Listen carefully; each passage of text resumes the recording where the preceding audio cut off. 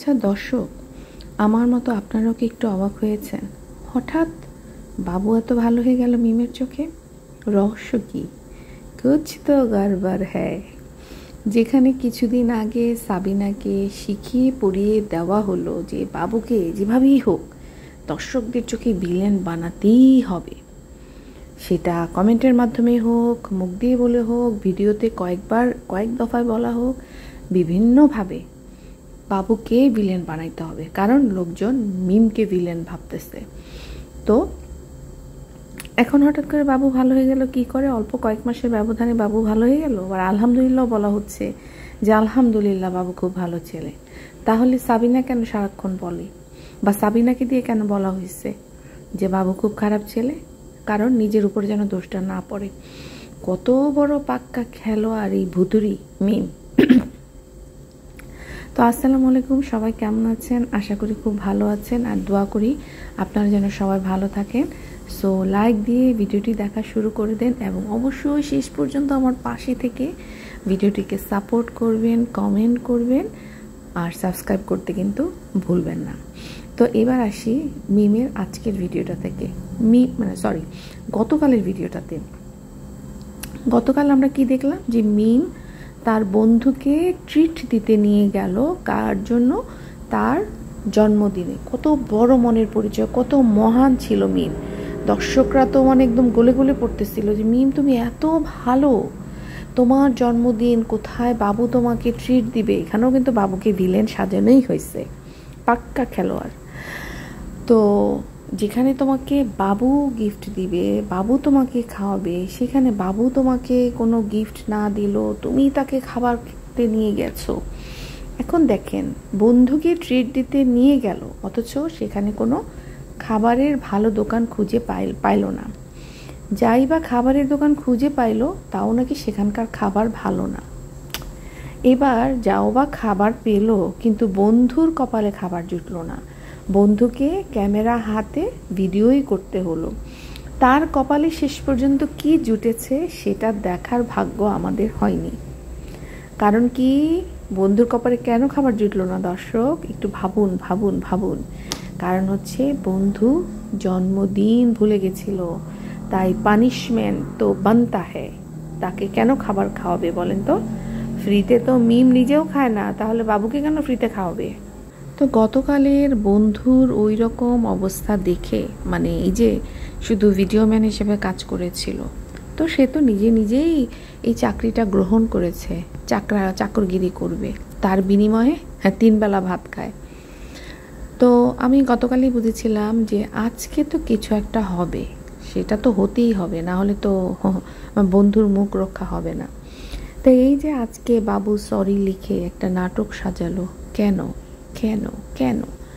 বাবু গতকাল জন্মদিন ভুলে গেছিল, তাই তাকে মা মেয়ের উচ্ছিষ্ট খাবার খেতে হয়েছিল। তাই মিমের করার আদেশ ছিল, সকালে যদি তুমি দর্শকদের কিছু দেখাতে না পারো যে তুমি আমাকে সারপ্রাইজ দিয়েছো, তুমি আমাকে অনেক ভালোবাসো, গতকাল ভুলে গিয়েছিলে, তার জন্য তুমি আমাকে সরি লিখে একটা বিশাল আয়োজন করেছো, হ্যাঁ, সেটা যদি না করতে পারো, সেটা যদি আমি দর্শকদের দেখাতে না পারি, তাহলে আজকে তোমার কপালে খাবার জুটবে না। তাই এই সাজানো সারপ্রাইজ আমাদের মতো কিছু বলদাদের ধোকা দেওয়ার জন্য রেডি করা হয়েছে, ঠিক আছে? কারণ দেখেন, এরা কিন্তু এর আগেও একটা ভিডিওতে আমি দেখছি যে বাবুর জন্মদিন ছিল, মিম জানে না, ঠিক আছে? মিম জানে না, এবং সাবিনা যখন বললো আমরা কেক টেক কাটি, তখন বলছে কেক কাটটা কী হইব, এইগুলি করে কি হইব, আমার বিয়ের সময় তো ঠিকঠাক মতো কিছু করে নাই। দেখেন, সেই কথাটা মনে রাখেন। এইবার তার জন্মদিন ভুলে গেছে বাবু ভুলে গেছে, তো এটা তো মিম সহজে মেনে নিবে না। মিম কিন্তু কোনো কিছু, তার ব্যাপারে কোনো কিছু সে কিন্তু কোনোভাবেই মেনে নেয় না। মনে রাখেন দর্শক, তার পরিবারের প্রতিটা মানুষ বারবার বলে যে মিমকে খুশি করার জন্য কি গিফট দিব, মিমকে খুশি করার জন্য কি গিফট দিব। ওই পরিবারে মিম বলেন, তারপরে হচ্ছে ওর নাম কি, মিম, তারপরে হচ্ছে খুকি, তারপরে হচ্ছে তিশা, এদেরকে যদি ভালো ভালো উপহার না দেন, তাহলে কিন্তু এরা চেহারা কালো করে রাখে এবং সেটা কিন্তু পরিষ্কার দেখা যায়। তো যাই হোক, সাজানো নাটকটা ভালোই করছে। বাবু দেখলাম যে ঠিকমতো হাসতেও পারতেছে না, বউয়ের জন্য এত বড় সারপ্রাইজের আয়োজন করছে। অনেক খুশি হওয়ার কথা যে সে ভুলে গেছিল, আজকে সে খুব খুশি, কিন্তু তাকে খুব একটা উচ্ছ্বাস বা কিছু দেখলাম না তার কথাবার্তার মধ্যে। তো বাবুর ভিডিও আসলো, বাবুর ভিডিও দেখলাম। সবচেয়ে অবাক বিষয় হচ্ছে যে বাবু বলছে, মিম বলছে যে ওকে সারপ্রাইজ দেওয়া হয়েছে। আচ্ছা, সারপ্রাইজ যদি দেওয়া হয়ে থাকে, বাবু কেক কিনে আসার আগেই মিম শাড়ি টাড়ি পরে একদম মেকআপ শেকআপ লাগিয়ে রেডি। হাস্যকর মনে হচ্ছে না? আবার মিমকে খুশিও মনে হচ্ছে না? মিম একটা মনমরা ভাব নিয়ে বসে আছে। গতকালের ভিডিওতে যে আমাদেরকে লেকচারগুলো মারলো, আমার খুশি জন্য আমি অন্যের উপরে নির্ভর করি না, আমি হ্যান না ত্যান না ব্লা ব্লা ব্লা বহুত কিছু কিন্তু সে গতকাল বলছে, ঠিক আছে? কিন্তু আজকে এসে দেখলেন তো, আজকে কিন্তু তার মুখে হাসি ফুটাইতে পারতেছে না। সে কথাটা বাবু নিজ থেকেও বলছে যে আমি অনেক চেষ্টা করতেছি কিন্তু আমি ওকে হাসি ফুটাইতে পারি নাই। তাহলে বুঝেন যে মিমবতী কত মিথ্যা কথা বলে। নিজেই যখন নিজের সারপ্রাইজ তৈরি করে লোক দেখানো, তখন এমনই হয়। হাসিটা তো আর সাজাইতে পারতেছে না, সেটা তো ভিতর থেকে আসবে। যখন আপনার জন্য কেউ সারপ্রাইজ দেয়, সেই সারপ্রাইজের মুহূর্তটা নাই কেন দর্শক? সেটা কাটা কেন? ওই ওই অভিনয়টা ওরা করে উঠতে পারে নাই। হ্যাঁ, তো এটা খুব ভালো করেই বুঝবেন যে এই জিনিসটা পুরাই সাজানো হয়েছে। আর বললো যে বাবু ভিডিও দিচ্ছে না, কারণ হচ্ছে বাবু ভিডিও দিলে বাবুকে গালাগালি দেওয়া হয় কমেন্ট বক্সে, কারণ বাবুর যে ফ্যামিলিগত প্রবলেমটা হয়েছে সেই কারণে। তো বাবু গালাগাল খাওয়ার কাজ করছে, তাই বাবু গালাগাল খাইতেছে। মিম গালাগাল খাওয়ার কাজ করছিল, লোকজন মিমকে গালাগালি করছে। এখন শারমিন করছে, শারমিনকে করতেছে, ওদিকে রাজকেও করতেছে। রাজের আজকে 3 দিন ধরে ভিডিও নাই। ওর কি জেলেই ঢুকাই ফেললো নাকি? ও যে আমাদেরকে জিজ্ঞেস করছিল আপনারা যদি বলেন তাহলে আমি আর ভিডিও দিব না, নাকি সেই জন্য সে কিছুদিন স্টপ হয়ে আছে?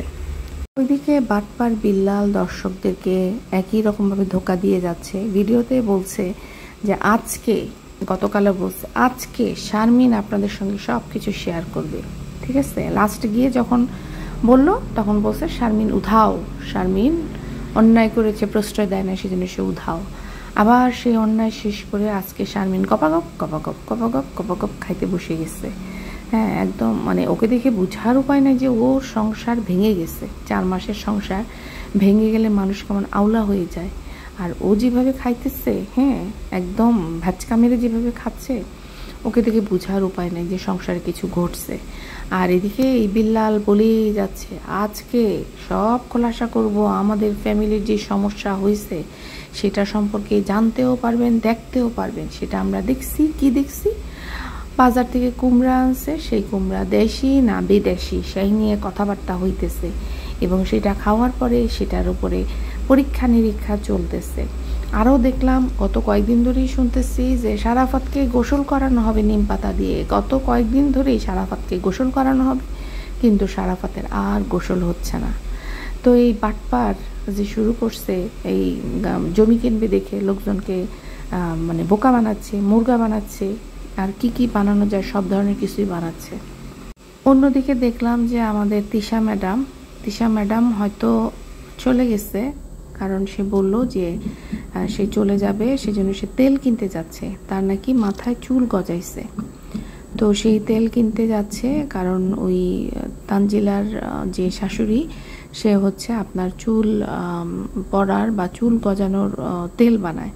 তেল বানানোটা বলতে কি, অনেকে আছে ধরেন যে নারিকেল তেলটাই, নারিকেল তেলের ভিতরেই আপনার জবা ফুল, তারপরে অনেকে নিম পাতা দেয়, কারি পাতা দেয়, আবার কি যেন এটা অ্যালোভেরা দেয়, হ্যাঁ, পেঁয়াজের রস দেয়। এগুলি দিয়ে আপনার ওই যে এটাকে জাল দেয়, জাল দেওয়ার পরে ওই তেলটা লাগাইলে সেটা হচ্ছে চুলের জন্য খুব ভালো। তো এরকমই কোনো কিছু হয়তো ওর শাশুড়ি করবে। তো তিশা দেখলাম যে উঠেই মানে কথা বলতেছিল, সেটা কি কথা বলতেছিল সেটা মনে পরে ওর আর ভালো লাগে নাই, সেজন্য সেটা সে কাট করে নিজে ভয়েস ওভার করছে। তো সেখানে বলছে সে লাইভ কথা বলতেছিল। তাহলে যখন আমাদের সাথে ভয়েস ওভার দিছে তখন কি সে মরে গেছিল? তখন কি সে জীবিত ছিল না? সে তখন লাইভ ছিল না? তো এই একই কথা বলতেই থাকে, লাইভ কথা বলতে থাকে, ঠিক আছে। তো যাই হোক, এইবার সে তেল কিনতে যাচ্ছে ইয়ে থেকে, কারণ সে তেল বানায় তারপর বাসায় নিয়ে যাবে। তো একদিকে ওর নাম কি সালমা বেগমের তেলেরও ভালো প্রমোশন তিশা কিন্তু করে দিচ্ছে। হ্যাঁ, আর এবার তো আমাদের বদাকে দেখলাম না যে বউকে মিস করতেছে বলে কোনো ভিডিও এখনও আসে নাই। আমি তো বসে আছি যে বদা কখন কান্নাকাটি করবে যে তিশা তিশা তিশা আমি এখানে হাত দিলে তোমাকে মিস করি, দেয়ালে হাত দিয়ে রান্নাঘরে এখানে সেখানে যেখানে যাই শুধু আমি তোমাকে দেখি। কিন্তু যাই হোক, বদার কোনো কারণে ভিডিও আসতেছে না। বদা হয়তো লাল পানি খায় পড়ে আছে, সেই জন্য বদা কাউকে ফোন দিতে পারতেছে না। আর একটা জিনিস খেয়াল করছেন, তিশা বাপের বাড়ি কেন যাচ্ছে না? দর্শক, ভয়ে মামলার ভয়ে ভাবছে যে অলরেডি তার বাপে এরা সব মামলা খায় বসে আছে, এখন যদি সে যায় সে তো মামলা খাবে। আর এছাড়াও বুঝতেই পারতেছেন যে বাড়িতে ঘরের কাজ ওঠানো হচ্ছে, আর ও তো গিয়ে ধরেন যে ওই 2-3 দিনের জন্য ও যায় না। ওরা হচ্ছে গিয়ে অন্যরকম, ওরা যাবে মানে যেখানে যাবে সেখানে সেই মানুষগুলি যতক্ষণ পর্যন্ত না ওদেরকে লাথি গুতা থাপ্পড় যা কিছু আছে দিয়া যদি বাইর করে না দেয় ততদিন পর্যন্ত ওরা সেই বাড়ি থেকে বের হয় না। এতটাই বেহায়া ওরা। আছে না যে মানুষের বিবেক থাকে যে আচ্ছা এতদিন ধরে একটা বাসায় আছে, এদেরও তো কষ্ট হয়ে যায়, হোক বোন হোক ভাই, কিন্তু মানুষগুলোকে কিন্তু কাজ করতে হয়। তিশার বাসায় গেলে কি কেউ বসে বসে থাকতে পারে? সবাইকে দিয়ে কাজ করায়। এমনকি যখন বাসায় কেউ থাকে না তখনও তিশা পাশের বাড়ির মানুষকে দিয়ে রান্না বান্না করায়, তারপরে খায়। হ্যাঁ, তো স্বাভাবিক। এটা আমি বলবো না যে তিশা মানে আস্তে শরীরের ব্যাপার আছে, শারীরিকভাবে আমরা আস্তে আস্তে অসুস্থ হয়ে যাই, তো তখন বিভিন্ন ধরনের প্রবলেম হইতে থাকে। তো যার কারণে আমাদের আসলে আস্তে আস্তে কাজকর্ম বলেন সব কিছুতেই কিন্তু আমাদের একটু মানে স্লো মোশন হয়ে যায়, মানে সব কিছু খুব আস্তে ধীরে হতে থাকে। হ্যাঁ, অনেক সময় বিভিন্ন রোগের কারণে আমাদের কাজ করতে ভালো লাগে না, রান্না করতে ভালো লাগে না। এছাড়াও সবচেয়ে বড় যেটা, আপনি যদি মানসিকভাবে ভালো না থাকেন, হতে পারে স্বামী সন্তান যে কোনো কারণেই, যখন আপনার মন ভালো না থাকে তখনও কিন্তু আপনি সংসারে মন বসাতে পারবেন না। তো যাই হোক, ওদের ক্ষেত্রে এগুলো আসলে মিলে না, কারণ ওরা জন্মগতভাবেই ওই রকম। হ্যাঁ, বিভিন্ন জায়গায় ঘুরে বেড়ানো। যেমন আপনি যদি চান কোহিনুর বেগমকে কিন্তু আপনি এরকম যাযাবরের মতো নিতে পারবেন না, কারণ তার স্বভাবই হচ্ছে ওইটা, সে নিজের সংসার নিয়েই ব্যস্ত থাকতে পছন্দ করে। আর ওইদিকে তারা 3 বোন ছুটতে থাকে, তারা কখনোই এক জায়গায় স্থির থাকে না। এবার আসি যে তানজিলাকে নিয়ে বেশ কয়েকদিন ধরে অনেকেই ভিডিও করতেছে, কিন্তু আমার কাছে এই টপিকসটা নিয়ে ভিডিও করতে ইচ্ছা করে নাই। যে তানজিলা ওই যে ওরা যে কুটিরে গেছিলো, রবীন্দ্র কুটিরে গেছিলো, তো সেখানে একটা ছবি বা কিছু তুলছে বোধ হয় যে তানজিলা প্রেগনেন্ট, আর ওখানে ওই পেটের মধ্যে আপনার সাকিব কিস করতেছে। তো সেইভাবে ওরা হয়তো ছবি তুলছে। এখন দেখেন, মিমের মতো বয়স্ক মহিলা যদি আলিয়া ভাট হইতে চায়, তাহলে সেখানে এই তানজিলার বয়স কত হবে? তানজিলার কি দীপিকা পাডুকোন হওয়ার শখ হতে পারে না? বলেন তো। আর এই যে ভিডিওটা দেখলেন যেটা তানজিলা করছে, এটা কিন্তু এখন ট্রেন্ডে আছে। আমাদের সময় কিন্তু এগুলো আমাদের খুব লজ্জা লাগতো, কিন্তু এখন এমন একটা ব্যাপার চলে আসছে, এখন কিন্তু আপনি বড় বড় ব্লগারদের দেখবেন। হ্যাঁ, তানজিলাকে তো হয়তো তানজিলা খুব নর্মালভাবে জিনিসটা করছে, এই জন্য বোঝা যায় নাই। অনেকে কিন্তু বেশ রাগ ঢাক করে সাজগোজ করে কিন্তু এইভাবে এই পেট দিয়ে ছবি তুলে। পরিমণির কথা ভুলে গেছেন যে পরিমণি কি দেখাইছিল আমাদেরকে? তো সেগুলোও কিন্তু দর্শক খাইছে। যাই হোক, এটা নিয়ে বাদ দিলাম। এটা আমাদের সময় খুব লজ্জা ছিল, কিন্তু এখন কিন্তু এটা ট্রেন্ডিং চলতেছে।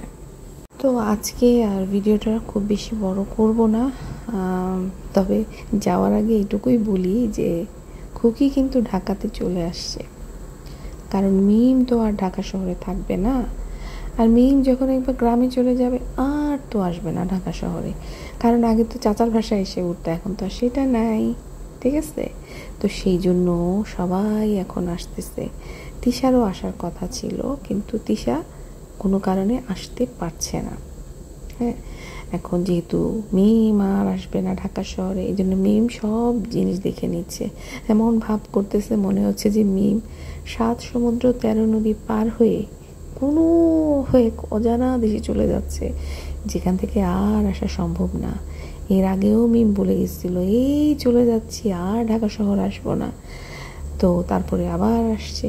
তো দেখেন আর কয়দিন মন থেকে গ্রামে, কিছুদিন পরে বলবে না গ্রামের অনেক সুযোগ সুবিধা মিস করতেছি, ডাক্তার দেখাইতে ঢাকা যাইতে হয়, এখানে গেলে ঢাকা যাইতে হয়, আবার পাড়ি দিবে। যাই হোক, আমরাও দেখতে থাকি। হ্যাঁ, ঠিক আছে, সবাই ভালো থাকবেন, আল্লাহ হাফিজ।